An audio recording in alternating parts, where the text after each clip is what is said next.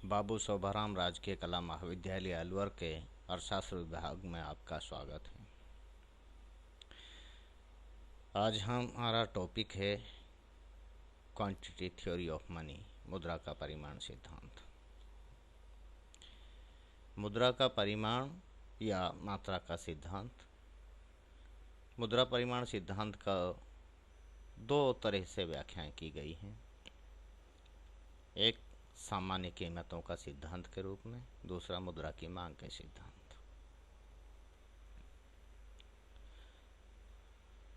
प्रतिष्ठित अर्थशास्त्री और कैम्ब्रिज अर्थशास्त्री, इन दोनों ने मुद्रा परिमाण सिद्धांत को सामान्य कीमतों के रूप में बताया है।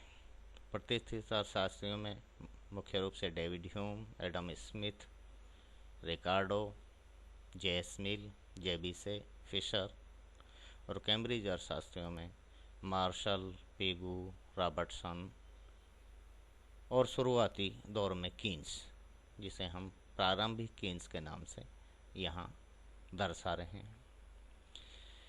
इन्होंने मुद्रा परिमाण सिद्धांत को सामान्य कीमतों के सिद्धांत के रूप में बताया। तो मुद्रा परिमाण सिद्धांत के इस रूप के लिए इस रूप में मुद्रा नीति या मौद्रिक नीति महत्वपूर्ण है। आगे चलकर कीन्स ने मुद्रा परिमाण सिद्धांत की अपनी एक स्वतंत्र व्याख्या की। तो मुद्रा की मांग के सिद्धांत के रूप में इन्होंने मुद्रा परिमाण सिद्धांत को बताया। यहाँ पर मौद्रिक नीति का महत्व खत्म हो जाता है। तीसरी जो व्याख्या है मुद्रा के परिमाण सिद्धांत की, वो शिकागो विचारधारा से संबंधित है, जिसमें प्रमुख अर्थशास्त्री मिल्टन फ्रीडमैन हैं।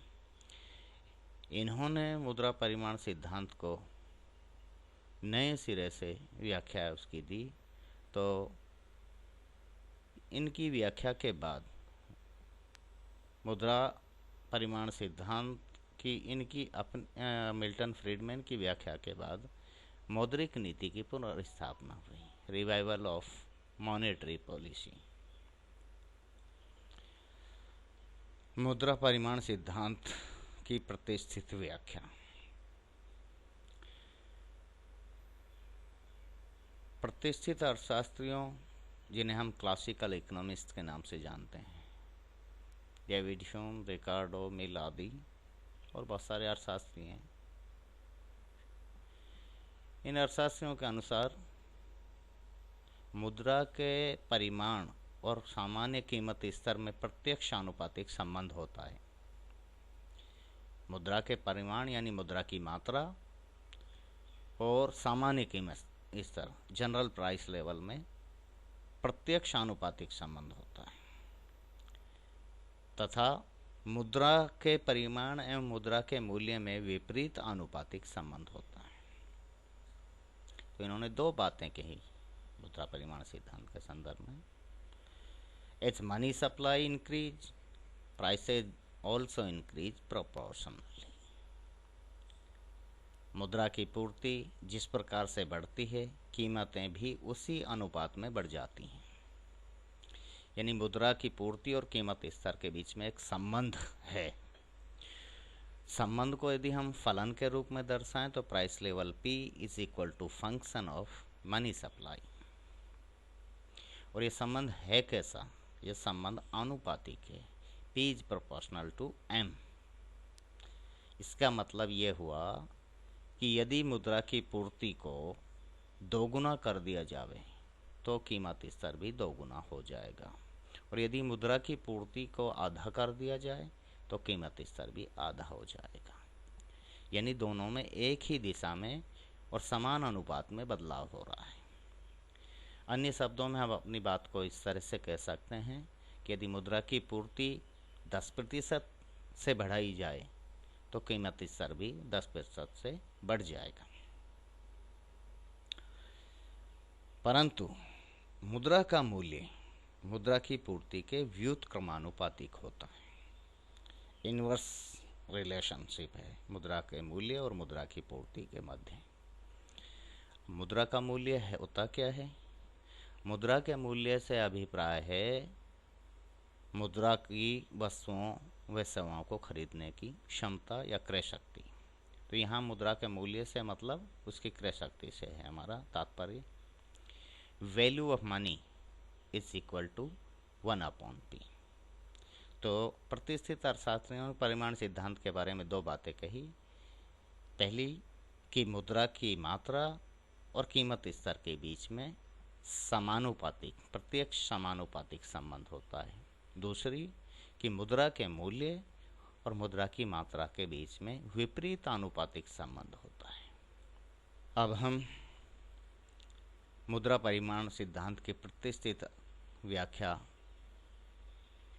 के बारे में बात करते हैं। प्रतिष्ठित अर्थशास्त्रियों में इरविंग फिशर ने मुद्रा के परिमाण सिद्धांत के संदर्भ में अपना सौदा दृष्टिकोण प्रस्तुत किया, ट्रांजैक्शन अप्रोच। सौदा दृष्टिकोण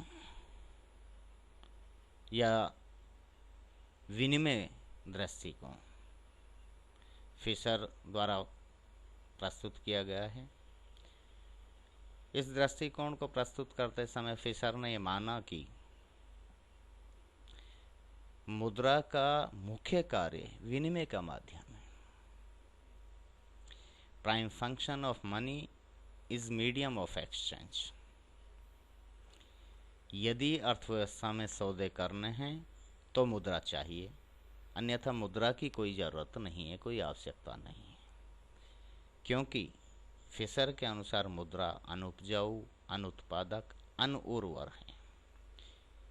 कोई भी व्यक्ति मुद्रा को अपने पास रखना नहीं चाहेगा यदि उसे सौदे ना करने हो तो। नंबर 2, मुद्रा का संचय नहीं किया जाता है। तो फिशर मुद्रा के संचय कार्य की पूर्णतः उपेक्षा करते हैं या उसको नकार देते हैं और एकमात्र कार्य विनिमय के माध्यम का स्वीकार करते हैं। तीसरी वो बात कहते हैं कि मुद्रा के बिना कोई सौदे नहीं किए जाएं। अर्थव्यवस्था में वस्तु से मुद्रा और मुद्रा से वस्तु का प्रवाह हो, यानी वस्तु को बेचकर मुद्रा प्राप्त की जाए और मुद्रा से फिर वस्तुएं क्रय की जाए। कहने का अर्थ यह हुआ कि अर्थव्यवस्था में वस्तु विनिमय प्रणाली का पूर्णतः अभाव है, या अर्थव्यवस्था में वस्तु विनिमय प्रणाली प्रचलन में नहीं है। इन मान्यताओं के साथ में फिशर ने अपना सौदा दृष्टिकोण दिया। बाकी प्रतिष्ठित अर्थशास्त्रियों की जो अन्य मान्यताएं वो भी यहाँ हैं। टी, ट्रांजैक्शंस, सौदे दीर्घकाल में स्थिर होते हैं। और अर्थव्यवस्था में सौदे कितने होंगे? उत्पादन के बराबर, यानी सौदे उत्पादन के समानुपातिक होंगे। और उत्पादन पूर्ण रोजगार उत्पादन। संपूर्ण प्रतिष्ठित अर्थशास्त्र पूर्ण रोजगार की धारणा पर आधारित है। पी, सामान्य कीमत स्तर, जनरल प्राइस लेवल। फिशर के अनुसार मुद्रा के परिमाण सिद्धांत में कीमत स्तर पी एक उदासीन निष्क्रिय तत्व है। यह किसी को भी प्रभावित नहीं करता, परंतु स्वयं सभी से प्रभावित होता है। अब मुद्रा की पूर्ति के संदर्भ में फिशर ने अपनी बात को इस तरह से कहा है कि मुद्रा की पूर्ति दो तरह से होती है। एक मुद्रा जो बैंकिंग व्यवस्था के अंदर है और दूसरी बैंकिंग व्यवस्था से बाहर है। बैंकिंग व्यवस्था से बाहर जो मुद्रा है वो नकद मुद्रा है, जो कि करेंसी व पत्र मुद्रा के रूप में होती है। इसे संकीर्ण मुद्रा कहते हैं। इसको M से दिखाया गया है। और इस नकद मुद्रा का प्रचलन वेग V, वेलोसिटी ऑफ मनी। इसी तरह से money with the banking system, मुद्रा जो बैंकिंग व्यवस्था में वह साख मुद्रा और मांग जमाओं के रूप में होती है। M' साख मुद्रा और V' साख मुद्रा का प्रचलन वेग। साख मुद्रा नकद मुद्रा का एक निश्चित अनुपात होती है, एक निश्चित भाग होती है। इस बात को हम ऐसे भी कह सकते हैं कि M dash is equal to K into M. K एक स्थिरांक है जो कि धनात्मक मूल्य वाला है, जिसका मान धनात्मक है। एम व एम डैश में स्थिर संबंध होता है। टी वॉल्यूम ऑफ ट्रांजैक्शन, सौदों का मूल्य, सौदों का मात्रा या सौदों का आयाम। सौदों की मात्रा को सौदों सामान्य कीमत स्तर से यदि गुणा कर दिया जाए, सौदों की मात्रा को सामान्य कीमत स्तर से हम गुणा कर दें, कीमत स्तर से गुणा कर दें, तो सौदों का मूल्य आ जाएगा। तो P into T is equal to value of transaction, सौदों का मूल्य। अब मुद्रा क्यों चाहिए? जैसा कि सर ने पहले ही कहा है कि मुद्रा सौदों के लिए चाहिए, अन्यथा मुद्रा कोई संचय की वस्तु नहीं है। तो कितनी चाहिए? जितना सौदों का मूल्य है। तो मुद्रा की आवश्यकता सौदों के कारण है, और कितनी आवश्यकता होगी? सौदों के मूल्य के बराबर। तो मुद्रा की मांग हुई सौदों के मूल्य के बराबर, P इंटू टी के बराबर मुद्रा की मांग होगी। अब नकद मुद्रा और साख मुद्रा के बारे में बात करें तो money outside the banking system, जो कि नकद मुद्रा के रूप में है, M. Money with the banking system, M dash. M dash is equal to K into M, जहाँ के ग्रेटर देन 1, के का मान 1 से अधिक है।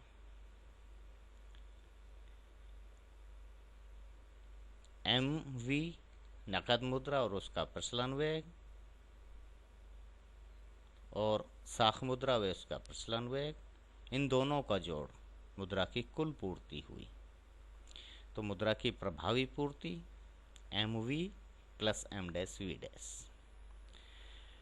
अब मौद्रिक क्षेत्र में संतुलन मुद्रा की मांग और मुद्रा की पूर्ति के संतुलन से आएगा। मुद्रा की मांग M D P into T के बराबर, सौदों के मूल्यों के बराबर, और मुद्रा की पूर्ति M V plus M dash V dash. ये एक समीकरण हमें प्राप्त हुआ। इसे फिशर का सौदा समीकरण या फिशर का विनिमय समीकरण कहा जाता है, एक्सचेंज इक्वेशन या ट्रांजैक्शन इक्वेशन। चूंकि M dash is equal to K into M, साख मुद्रा व नकद मुद्रा स्थिर अनुपात में होती है। वी व वी डैश इनके प्रचलन वेग हैं। दीर्घ काल में वी व वी डैश स्थिर रहते हैं। विनिमय समीकरण में M dash is equal to K into M रखने पर, यानी विनिमय समीकरण जो हमारा है इसमें एम डैश का मान रखेंगे हम, एम डैश का ये वाला मान। जब ये मान रखते हैं तो P T is equal to M V plus K into M V dash. यहाँ एम राइट हैंड साइड में कॉमन आ जाएगा, तो एम को हमने बाहर लिया, bracket V plus K into V dash. चूँकि v plus K into V dash is equal to small V, औसत चलन वेग को बताता है। तो समीकरण हुआ हमारा P T is equal to M into small V. अब समीकरण के दोनों पक्षों को t से विभाजित कर देते हैं। t का जब भाग देंगे तो p is equal to V by T into M हमें प्राप्त हुआ। v और t सौदों की मात्रा और औसत चलन वेग, ये दोनों स्थिर हैं, कांस्टेंट वैल्यू हैं। तो संबंध हुआ मुद्रा की पूर्ति और P के बीच में। तो संबंध M और P के बीच में, मुद्रा की पूर्ति और कीमत स्तर के बीच में। और किस तरह का संबंध कि P is proportional to M, यानी कीमत स्तर मुद्रा की पूर्ति का अनुसरण करता है। यदि मुद्रा की पूर्ति को 50% बढ़ा दिया जाए तो कीमत स्तर भी 50% बढ़ जाएगा। मुद्रा परिमाण सिद्धांत की दूसरी व्याख्या कैम्ब्रिज अर्थशास्त्रियों की है। इसे हम कैश बैलेंस अप्रोच या नकद शेष दृष्टिकोण के नाम से भी जानते हैं। Quantity theory of money, cash balance approach, नकद दृष्टिकोण, नकद बकाया दृष्टिकोण। ये कहते हैं कि मुद्रा संचय का आधार है। इन अर्थशास्त्रियों के अनुसार, कैम्ब्रिज अर्थशास्त्रियों के अनुसार मुद्रा केवल एकमात्र कार्य विनिमय का ही नहीं करती, बल्कि मुद्रा संचय का आधार भी है। और लोग अपनी आय को विभिन्न रूपों में रखना चाहते हैं। जो आय है उसको जैसे नकद रूप में, आभूषण रूप में, टिकाऊ उपभोक्ता वस्तुओं के रूप में, शेयर्स, बॉन्ड्स, इक्विटीज़ के रूप में, लैंड एंड प्रॉपर्टी के रूप में, तो इस तरह से आय के अलग अलग रूपों में व्यक्ति रखना चाहता है। इन रूपों में रखने का जो आधार है, इनसे मिलने वाला प्रतिफल है। सापेक्ष प्रतिफल या लाभ के आधार पर व्यक्ति अपनी आय को बांटता है और आय को रखने के अलग अलग रूपों में। आर रेट ऑफ रिटर्न है, तो नकदी से जो रिटर्न होगा R1, आभूषण से R2, ड्यूरेबल गुड्स से R3, शेयर्स, बॉन्ड्स, इक्विटीज़ पे जो रिटर्न मिलेगा R4 और R5। इनमें वो तुलना करेगा और जो उसके लिए सबसे ज़्यादा फायदे का होगा वो उसमें अधिक अंश रखेगा।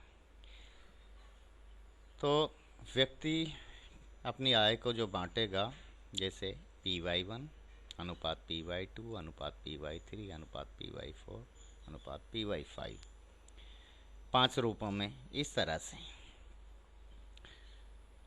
लेकिन लोग मुद्रा को तरल रूप में रखते हैं। और मुद्रा को तरल रूप में क्यों रखते हैं? ताकि क्रय शक्ति उनके पास विद्यमान रहे या क्रय शक्ति उनके अधिकार में है। क्रय शक्ति से मतलब है कि वस्तुओं और सेवाओं को खरीदने के लिए उनके पास में नकदी उपलब्ध रहे, इसलिए लोग तरल रूप में मुद्रा को अपने पास रखना चाहते। P/1 नकद रूप में जो मुद्रा की मांग है is equal to K into P/Y।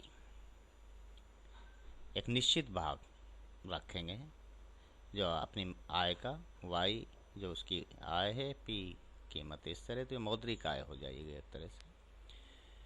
P/2 K dash P/Y, P/3 equal to K double dash P into Y। इस तरह से अब दीर्घ काल में P/1 is equal to K into P/Y। P/1 का मतलब हुआ कि नकद रूप में मुद्रा को रखने की मांग, demand for money in cash. तो मुद्रा की मांग क्या हुई? K into P/Y, small k into P/Y मुद्रा की मांग है। मौद्रिक क्षेत्र में संतुलन के लिए मुद्रा की मांग मुद्रा की पूर्ति के बराबर होनी चाहिए। यदि मुद्रा की पूर्ति MS सप्लाई ऑफ मनी को MS is equal to M है, तो मुद्रा की पूर्ति मुद्रा की मांग के बराबर होगी। और मुद्रा की पूर्ति को हमने यहाँ M से दिखाया है। मुद्रा की मांग, जो नकद मुद्रा की मांग है, वो ये है MD is equal to K into P/Y। तो मौद्रिक क्षेत्र में संतुलन, मुद्रा की पूर्ति मुद्रा की मांग, ये दोनों बराबर होंगे। अब इस समीकरण में पे अगर हम विचार करें तो P is equal to 1/k into Y bracket into M. K small K Y जो कि फुल एम्प्लॉयमेंट आउटपुट है, पूर्ण रोजगार उत्पादन है, ये कांस्टेंट है। लॉन्ग दीर्घ काल में ये दोनों कांस्टेंट है। तो ऐसे स्थिति में संबंध किन के बीच में बचेगा? एम मुद्रा की पूर्ति या मात्रा और पी के बीच में। पी कीमत स्तर है। और ये संबंध कैसा है? यह संबंध आनुपातिक है, समानुपातिक है। P is proportional to M।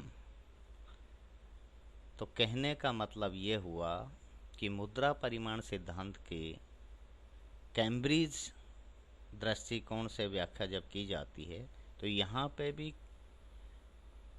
मुद्रा की मात्रा और कीमत स्तर के बीच में समानुपातिक संबंध को बताया जाता है। तो हमने फिशर का दृष्टिकोण देखा, जिसमें मुद्रा की मांग और पूर्ति के संतुलन से विनिमय समीकरण को हमने व्युत्पन्न किया, निकाला।